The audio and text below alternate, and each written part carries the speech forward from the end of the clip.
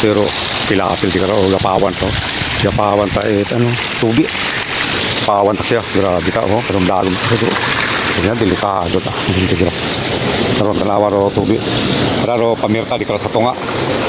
Oh, gapawan do pilapil tanan haron lo. Kita ron sa ibabaw agi ato. Para ro pilapil. Gapawan mo ko 210 galira. Kon mura haraw doon. Gapawan aro pilapil ti natin ara. Kumot daong galira haro pamirta oh. Haro pilapil nga pagtukay dai luyo gumiltak tiyo.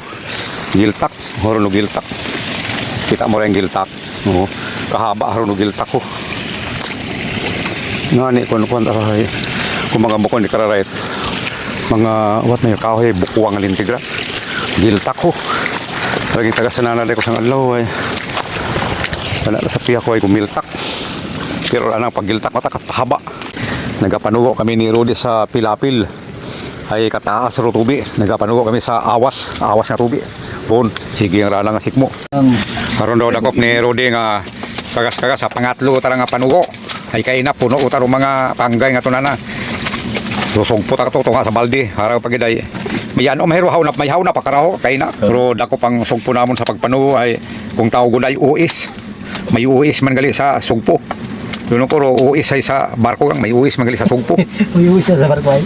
Uis nga ni ro tawag ko ring ordinary seaman. Ay mo man gali. So tatyag ko nga sugpo kang. Kita maglaba sa 5 kilo mga anom na siguro na.